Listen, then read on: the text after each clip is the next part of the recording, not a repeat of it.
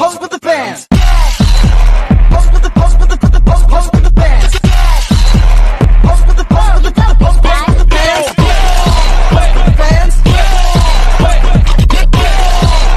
Pose with the. Oke, di sini kita akan membahas lebih dalam lagi tentang Bapak Joko Widodo. Jadi beliau itu menjabat selama 2 periode. Selama 2 periode kepemimpinan Presiden Joko Widodo, arah kebijakan ekonomi Indonesia fokus pada pembangunan jangka panjang. Di periode pertama yaitu pada tahun 2014 sampai tahun 2019, Jokowi lebih menekankan pembangunan infrastruktur fisik sebagai fondasi ekonomi, misalnya di jalan tol, pelabuhan, bandara, dan juga bendungan. Tujuannya itu untuk memperlancar distribusi barang dan menurunkan biaya logistik. Lalu di periode kedua yaitu pada tahun 2019 sampai tahun 2024, fokusnya itu mulai bergeser ke arah digitalisasi, reformasi birokrasi, dan juga pengembangan industri nasional dan peningkatan kualitas SDM. Tapi di tengah jalan kita juga menghadapi tantangan besar seperti pandemi COVID-19 dan ketegangan ekonomi global. Oke, kita lanjut tentang pertumbuhan ekonomi di era masa pemerintahan Joko Widodo. Jadi, selama masa pemerintahan Jokowi, pertumbuhan ekonomi itu rata-rata berada di 5%. Di periode awal, ekonomi cukup stabil karena didukung oleh pembangunan besar-besaran tersebut. Tapi di tahun 2020 itu menjadi titik balik buat kita semua. Karena pandemi COVID-19 membuat ekonomi Indonesia mengalami kontraksi atau pertumbuhan negatif sebesar negatif 2,7%. Lalu pemerintah mengeluarkan berbagai stimulus fiskal seperti bantuan sosial, subsidi UMKM, dan juga program kartu prakerja. Di tahun 2021 dan seterusnya, ekonomi perlahan bangkit kembali. Nah, di tahun 2023 dan 2024, pertumbuhan ekonomi sudah kembali normal di atas 5%. Itu semua juga didorong oleh faktor ekspor, konsumsi masyarakat, dan juga pulihnya sektor industri dan pariwisata kita. Kurs rupiah terhadap dolar Amerika Serikat menunjukkan seberapa kuat ekonomi kita di mata global. Pada tahun 2014, kurs berada di sekitar Rp12.000 per dolar. Tapi karena ada tekanan global pada 2015 dan 2018, nilai tukar rupiah sempat melemah mendekati Rp15.000. Saat pandemi COVID-19, kurs sempat menyentuh Rp16.000 per dolar. Ini karena aktivitas ekonomi dan ekspor impor terganggu.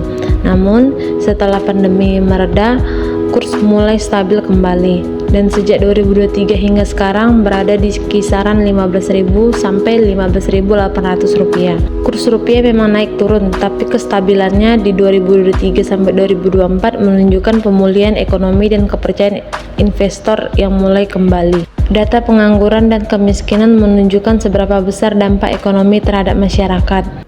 Tahun 2014, pengangguran masih 6,2%, lalu turun sebelum pandemi karena pembangunan ekonomi yang stabil. Namun, pandemi di 2020 membuat pengangguran naik ke 7%. Setelah itu, perlahan membaik dan diperkirakan kembali ke 5,3% di 2024. Sama halnya dengan tingkat kemiskinan. Di awal pemerintahan Jokowi angkanya 11,25%, lalu turun menjadi 9,22% di 2019. Tapi pandemi membuatnya naik jadi 10,19%. Sekarang diperkirakan akan kembali turun ke kisaran 9-9,5%. Meski pandemi sempat membuat ekonomi rakyat tertekan, data terbaru menunjukkan arah kebijakan Jokowi mampu memulihkan kondisi sosial ekonomi masyarakat. Hari ini saya akan menyampaikan presentasi tentang kebijakan ekonomi dan kejadian ekonomi penting selama masa pemerintahan Presiden Jokowi. Nah, sejak menjabat di tahun 2014 sampai tahun 2024, Pak Jokowi membawa banyak perubahan, terutama di bidang pembangunan dan ekonomi. Tapi, di masa pemerintahan juga ada beberapa tantangan besar yang mempengaruhi kondisi ekonomi Indonesia. Nah, sekarang kita akan membahas kebijakan ekonomi Presiden Jokowi terlebih dahulu.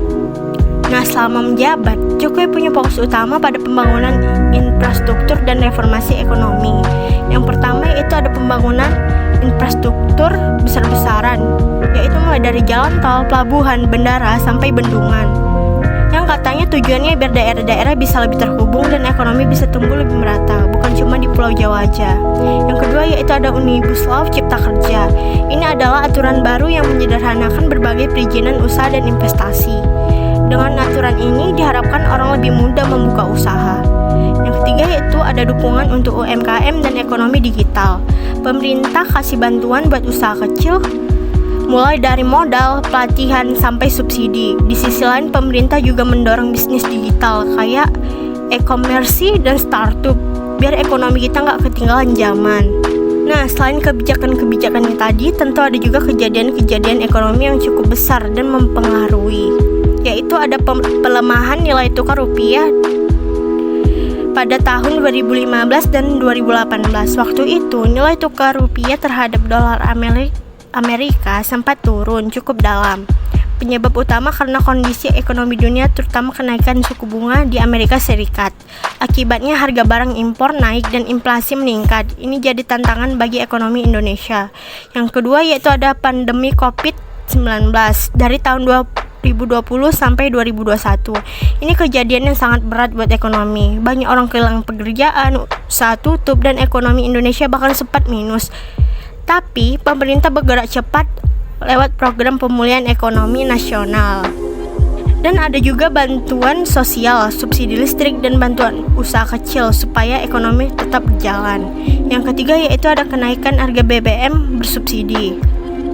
Kenaikan harga BBM bersubsidi tahun 2022 dilakukan karena harga minyak dunia naik dan subsidi negara terlalu besar. Pemerintah takut anggaran jebol, jadi harga BBM dinaikkan olehnya. Pencapaian ekonomi terakhir. Yang pertama ada pertumbuhan ekonomi konsisten di atas 5%. Yang kedua, inflasi terkendali. Ketiga, cadangan devisa stabil di atas USD dolar 130 miliar. Yang keempat ada surplus neraca perdagangan sejak 2020 berlanjut hingga 2024. Yang kelima ada IKN mulai konstruksi tahap awal.